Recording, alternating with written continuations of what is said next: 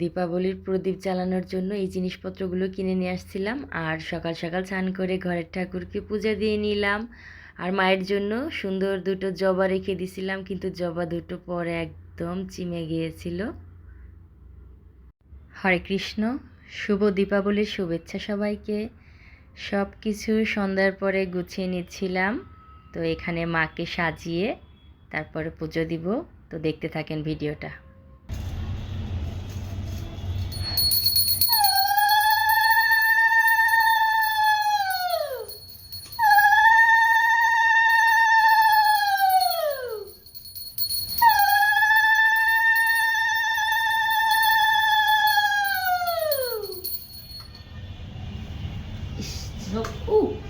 জবা ফুলটা কেমন হয়ে গেছে, চিমা গেছে গা।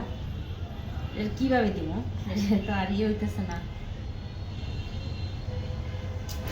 মায়ের জন্য জবা ফুল রাখলাম সকালবেলা। জয় মা। কিভাবে দিব এটা হয়েছে।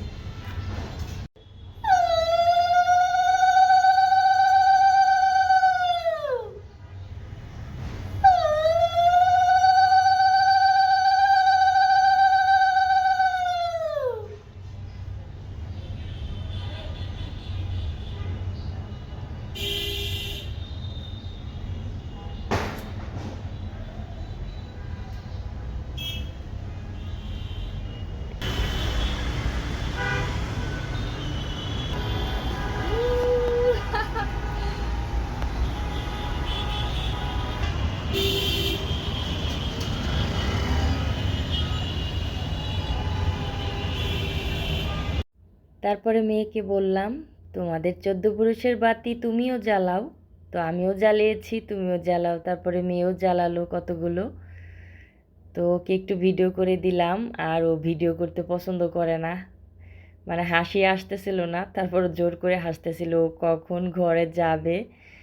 তারপরে এই তো তাড়াহুড়া করে বাতিটা রেখে কিভাবে দৌড়টা দিল দেখেন। ও বিরক্ত ফিল করতেছিল।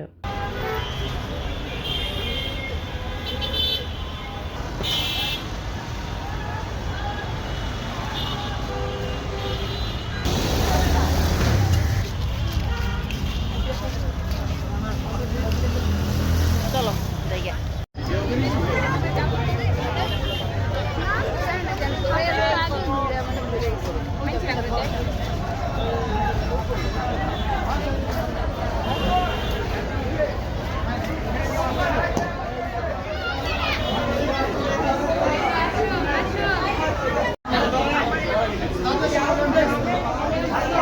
আমাদের এলাকার পুজো তো, তাই বেশি সাজুগুজু করি নাই। মা মেয়ে বাসার বাটিক শাড়ি পরেই, জামা কাপড় পরেই চলে আসছি মন্দিরে। এই তো আমাদের মন্দিরের মায়ের মূর্তি। এখন মাকে আগরবাতি মোমবাতি দেখাবো। আর আমাদের পুজোটা 3 দিন থাকবে, সবাই আসবেন দেখতে মাকে। তো আগরবাতি মোমবাতি জ্বালিয়ে নিলাম। এখন মাকে প্রণাম করব। তো কালকে হবে অনেক সুন্দর অনুষ্ঠান, প্রতিযোগিতা। সবাই আসবেন দেখতে, ভালো লাগবে। তো আমাদের মন্দিরের পূজার ভিডিওটা কেমন লাগলো সবাই কমেন্ট করে বৌদিকে জানাবেন। তো এখন বাজি ফুরানো দেখাবো আপনাদের, চলেন।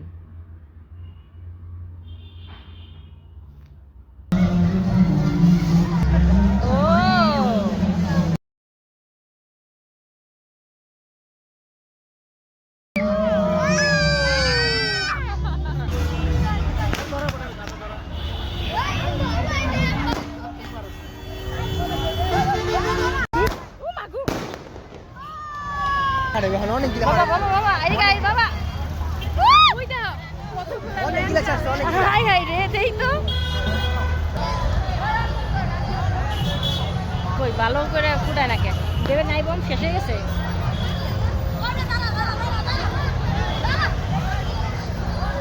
আজকের ভিডিওটা এই পর্যন্তই। তো সবাই ভালো থাকবেন, সুস্থ থাকবেন। আর আমাদের মন্দিরের সাজগোজটা কেমন হয়েছে সবাই জানাবেন কমেন্ট করে। Good night.